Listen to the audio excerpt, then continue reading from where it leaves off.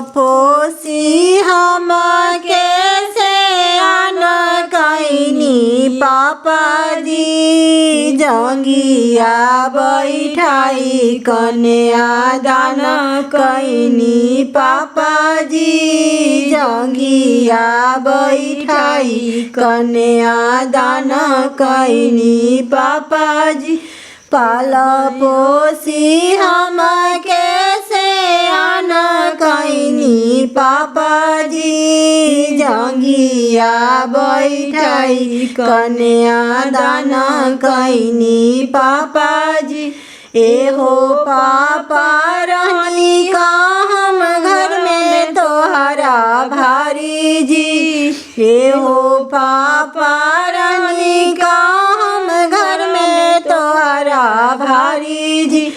पल में पाराया कैल दिहल बिसारी जी। पल में पाराया कैल दिहल बिसारी जी। मारावा में बैठी सब व्यवहार कैनी पापा जी।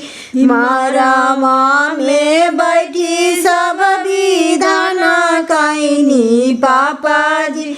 जंगिया बैठाई कन्या दान कैनी पापा जी। जंगिया बैठाई कन्या दान कैनी पापा जी। मारावा में बैठी सब व्यवहार कैनी पापा जी। मारावा में बैठी सब विधान कैनी पापा जी।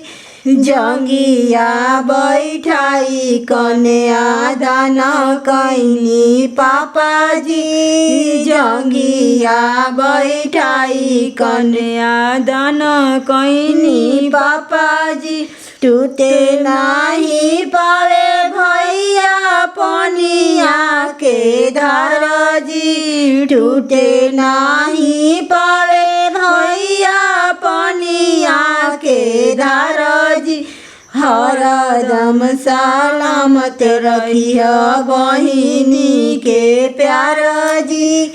हरदम सलामत रखिय बहिनी के प्यार जी। अपना से कम तू महान कैल पापा जी। अपना से कम तू महान कैल पापा जी। जंगिया बैठाई कन्या दान कैल पापा जी। जंगिया बैठाई कन्या दान कैल पापा जी। कवनी कसुर हम कैनी ये पापा जी। कवनी कसुर हम कैनी ये पापा जी। एक यान जन संगे कैल विदाई जी। एक यान जन संगे कैल विदाई जी। जंगिया बैठाई पापा कैनी कन्या दान जी। जंगिया बैठाई पापा कैनी कन्या दान जी। पाली पोसी हम कैसे आन कैनी चाचा जी। पाली पोसी हम कैसे आन कैनी चाचा जी। जंगिया बैठाई कन्या दान कैनी चाचा जी। जंगिया बैठाई कन्या दान कैनी चाचा जी। अच्छा लगे तो लाइक शेयर सब्सक्राइब जरूर कीजिएगा।